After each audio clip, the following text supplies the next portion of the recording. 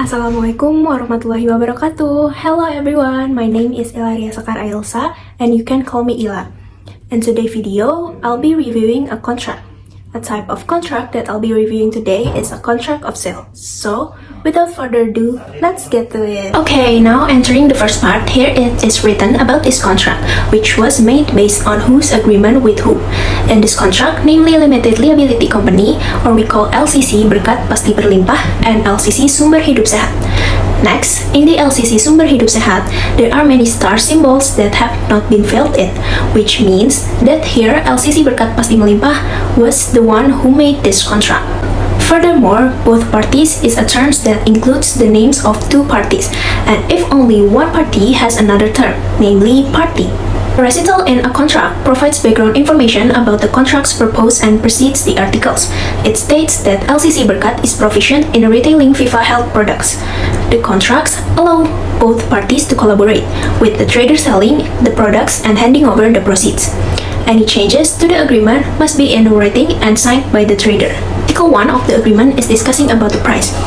Discussing the product price, which is not fixed and is determined by both parties before this agreement.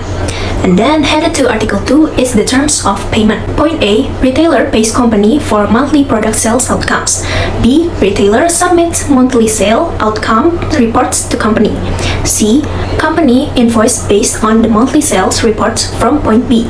Payment should be made within days of receiving a correct and valid invoice. If product is rejected or not delivered correctly, payment should be made within days after acceptance or proper delivery of the product. And then in the Article 3 talking about tax. Price in this agreement excludes tax, import fee, and other charge related to the sale and delivery of the product in Indonesia unless agreed otherwise. Tax and fees will comply with Indonesian tax laws and regulation. Next, Article 4 is talking about the amendment. The company can make change to this agreement regarding attachments, specifications, quantity, shopping methods, delivery location, delivery time, or other related matters by issuing a written change order or amendment at any time. Article 5 is talking about cancellation. The retailer can cancel this agreement anytime without giving a reason. Their only obligation to the company is to refund the payment for the accepted product upon cancellation. To Article 6 is talking about delivery. Delivery must be made according to the agreed time, quantities, descriptions, schedule, and specifications outlined in this agreement. In case of late delivery, the retailer can cancel the agreement and return any part or all of the delivered product received after the required delivery date unless the late delivery is approved by the retailer. Furthermore, the retailer has the option to return overshipments at the company's cost. And Article 7 is talking about incorrect delivery.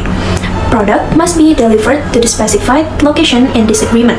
If there is an incorrect delivery, the company is responsible for any extra expense to deliver it to the correct destination. Head to Article 8 about packing. Packing and transportation charge are part of the price in the agreement. The retailer pays for them unless agreed otherwise in writing.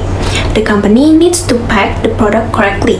Damaged products due to poor packing will not be accepted and will be the company's responsibility. Article number 9 is talking about force majeure. No liability will be held by both parties for any failure or delay in fulfilling obligations under the agreement due to natural disasters, public enemy actions, war, legal compliance, fire, flood, quarantine, embargo, epidemic, severe weather, or other similar uncontrollable causes. The affected party must promptly inform the other party of the reasons for the delayed delivery or acceptance to utilize this excuse. Article 10 is talking about intellectual property rights. Company guarantees product is free from infringement claims. Company will protect retailer from infringement claims, covering all related expense and legal fees. Article number 11 is about title and risk. Title and risk in the product stay with the company until the product is delivered and handed over to the retailer at the specified location in the agreement. Then, both title and risk in the product will transfer to the retailer. Now we headed to Article number 12 is about the relationship of the parties. This agreement does not create a joint venture, partnership, agency, or similar relationship. Only a retailer and company relationship is settled. The retailer cannot claim to be an agent or representative of the company for any purpose. And article number 13 is talking about assignment. Neither party can assign, transfer, or subcontract this agreement without the other party's prior written consent. Article 14 is talk about confidentiality. Retailer must keep company's information confidential. Retailer can only share the information with its employee who need to know it for the agreement. Retailer can only use the information for fulfilling the agreement, not for personal gain or to benefit others. Article number 15 is talking about insolvency. If the company becomes insolvent, files for bankruptcy, or a curator is appointed, the retailer can cancel this agreement without any responsibility. Now, article number 16 is about others. Headings in these terms are for reference only and do not define the sections. If one part of these terms is invalid, it will not affect the other provisions. We go to article number 17, is talking about governing law. In case of any disagreement in meaning or interpretations between the Indonesian and English versions of this agreement, the Indonesian language version will take the priority. Article number 18 is still talking about governing law. This agreement follows the laws of Indonesia.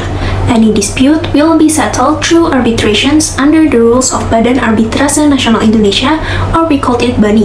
And the arbitrations will be held in Jakarta using Indonesian or English. Decision made by BANI will be conclusive for both parties. It is agreed as follows, in witness whereof parties sign multiple original copies of the agreement, each copy having the same legal effect. Entering the final part, this contract will be signed by both parties, which will also be signed by the two witnesses listed in the document. Okay guys, I think that's it from me, and I hope the explanation of reviewing contract with a simplified sentence that I gave is easy to understand, and thank you for paying attention. See you. Wassalamualaikum warahmatullahi wabarakatuh.